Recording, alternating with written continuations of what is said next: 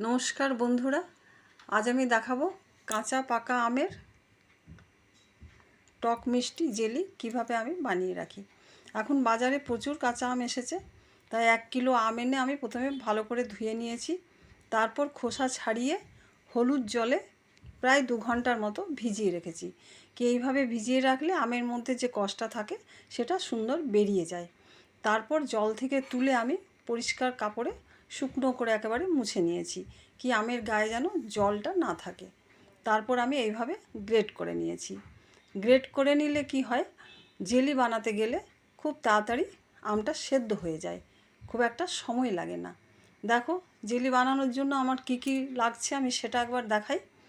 আম তো লাগবেই, আমের জেলি। তো এখানে আমি আম রেখেছি, প্রায় 1 কিলোর মতো আম আছে গ্রেট করা। আর ফোড়নার জন্য আছে 5 ফোড়ন আর 2টো তেজপাতা, আর কিছু কাঁচা লঙ্কা কুচিয়ে রেখেছি, আর একটু ভাজা মশলা আছে, আর এখানে আদা আছে একটু গ্রেট করা, আর অর্ধেকটা লেবু আছে শেষে লেবুর রসটা দেওয়ার জন্য। আর এখানে গুড় রেখেছি আমি 1 কিলো। 1 কিলো গুড়ে কতটা লাগবে আমি ঠিক বলতে পারছি না, কারণ সব কাঁচা আম তো সমান টক হয় না।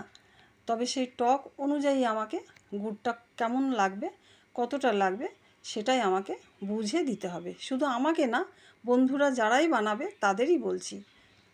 কড়াই চাপালাম, গরম হলো তেলটা, আমার ফোড়নটা ভাজা হয়ে গেলে আমি আদাটাও দিয়ে দিলাম। আদাটাও একটু ভাজলাম, কারণ আদার কাঁচা গন্ধ থাকলে আচার ভালো হয় না।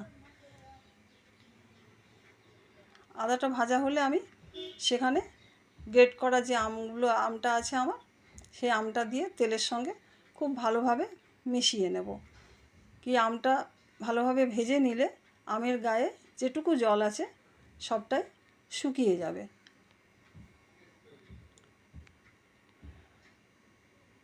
পরিমাণ মতন হলুদ দিয়ে দিলাম, হলুদ দিয়ে খুব ভালো করে ভেজে নিলাম।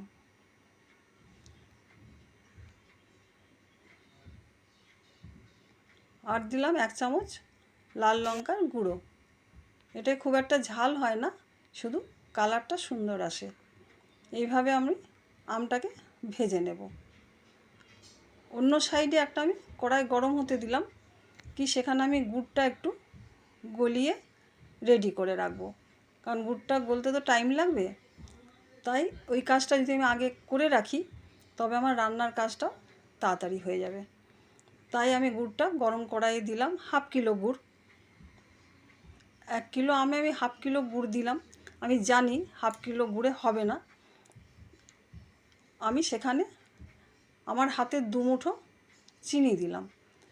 চিনি গুড় একসঙ্গে মিশিয়ে খুব ভালোভাবে গলিয়ে নেব।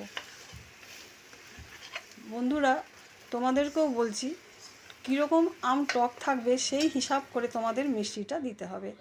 এদিকে দেখো আম ভাজা হয়ে গেছে, আমি পরিমাণ মতো নুন দিলাম, আর আম খুব ভালো সেদ্ধও হয়ে গেছে।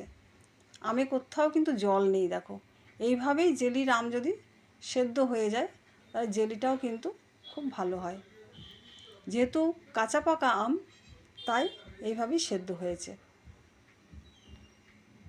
এবারে আমটা ভাজা হলে আমি গুড়ের সঙ্গে, গুড় চিনি দেখো মিশে গেছে, গুড়ের সঙ্গে সেই আমটা দিয়ে দেবো। সেই আমটা দিয়ে আমি ভালো করে মিশিয়ে নেব। এটা যেহেতু জেলি, তাই গুড় আর আম সুন্দরভাবে মিশিয়ে নিতে হবে, তাছাড়া জেলিটা খেতেও ভালো হবে না, দেখতেও ভালো হবে না। তাই হাতার পিছন দিয়ে চেপে চেপে আমি সুন্দরভাবে মিশিয়ে নিচ্ছি।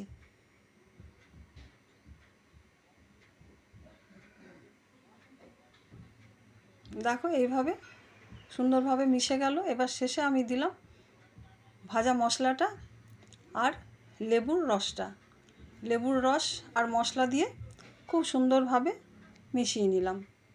একসঙ্গে পুরোটা মিশিয়ে গেলে আচারটা কিন্তু দারুণ হবে।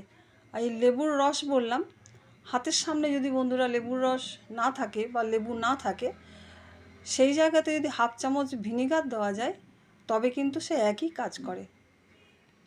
তারপর এটা আমি একসঙ্গে মিশিয়ে নিয়ে ঠান্ডা করে কাচের বাটি কিংবা কাচের বয়ামে করে ফ্রিজে রেখে দেবো। এটা কিন্তু অনেক দিন রেখে খাওয়া যায়, নষ্ট হয় না। জেলি তো, তাই ভাত রুটি না, সবার সঙ্গে খাওয়া যেতে পারে, পাউরুটির সঙ্গেও খাওয়া যেতে পারে। তাই বন্ধুরা এইভাবে একবার বানিয়ে দেখো কেমন লাগে। যদি ভালো লাগে আমাকে কমেন্টে জানিও, আর তোমার বন্ধুদের সঙ্গে শেয়ার করো, আমাকে একটা লাইক দিও। আর নতুন বন্ধুদের আমার পাশে থাকার জন্য অনুরোধ থাকলো। আবার দেখা হবে পরের কোনো ভিডিওতে। এবার তবে আসি, টাটা।